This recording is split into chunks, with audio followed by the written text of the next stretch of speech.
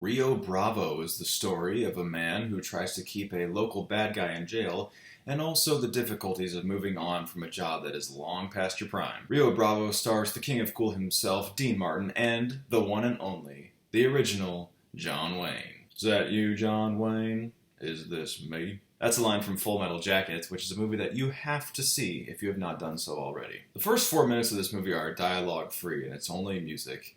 And my goodness, how I've missed programmatic music. Programmatic music is the kind of music that illustrates what is happening. So, for instance, in this movie, a character kicks something, and there's like a little bit of a flare with like trumpets and flutes and what have you that kind of illustrates that kick. That's programmatic music.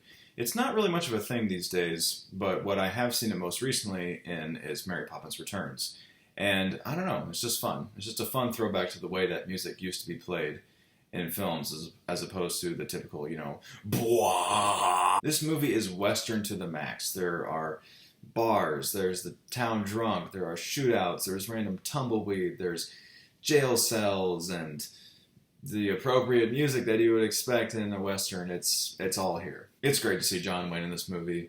What an iconic force he is. I mean, the first line in the film, he says, "Joe, you're under arrest." He's just John Wayne. And the funny thing is that he probably wouldn't really be too successful these days, or he wouldn't really be much of a thing, because John Wayne isn't really an actor. He's more of a presence. Like, he just totally embodies the American classical masculinity that he doesn't really have to say anything. He just has to kind of show up and give that furrowed look in his eyes, and you know that he's John Wayne. He doesn't really have to act. But it works. It just works because he's a one-of-a-kind talent. He's a one-of-a-kind presence. And it's just fun to see him in his element, which is Westerns. John Wayne, of course, has a great voice. But not all voices have to be like John Wayne's to be great. There's a character in here named Stumpy, and he's played by this actor named Walter Brennan. And his voice is memorable, to say the least. And I definitely wouldn't mind if this guy read me a bedtime story. Oh, this one's a classic. It's called The Cat in the Hat Comes Back. Now, the first page is... And his character is supposed to be annoying of how much he talks, but I just couldn't get enough of his voice. I just wish that he would have talked throughout the entire film. This movie was surprisingly funny. I thought that I was just going to go in to see a Western, but it actually had a lot of one-liners and quips that actually landed, and I was laughing and giggling to most of them, if not all of them. Humor outdates itself extremely quickly, and yet somehow a movie from the late 50s is still able to make me laugh. That's pretty impressive. In the medium of film, some of the best scenes happen in a bar, and this movie is no exception.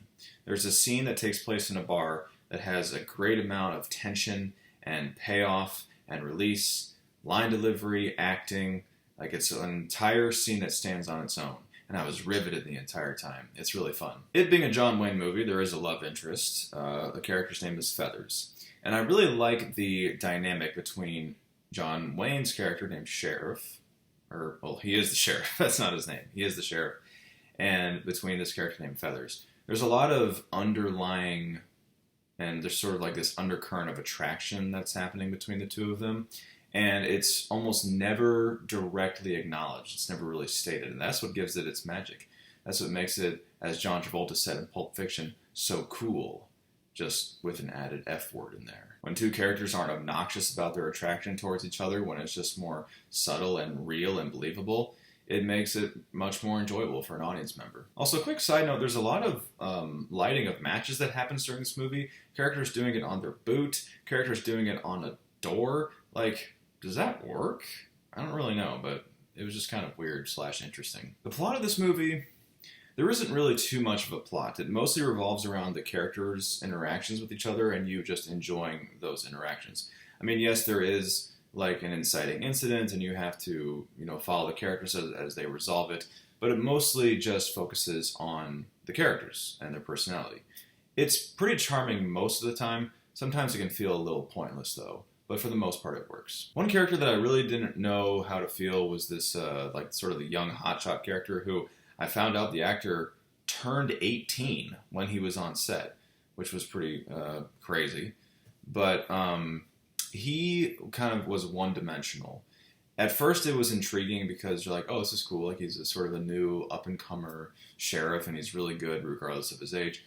But it got a little annoying as you realize that that is literally the only part of his character. And I also found out that he was mostly billed because of his voice, which the director later admitted probably brought in an additional $2 million to the film. So that's Hollywood for you. For all of you music therapists out there, there's a cool little scene where a drunk, the town drunk, finds a little bit of hope when he hears a song. He gets courage to overcome his addiction when he hears music. So it was a cool little tidbit. And speaking of the power of music, this movie has one of the most uplifting and joyous musical scenes that I have ever seen in a movie.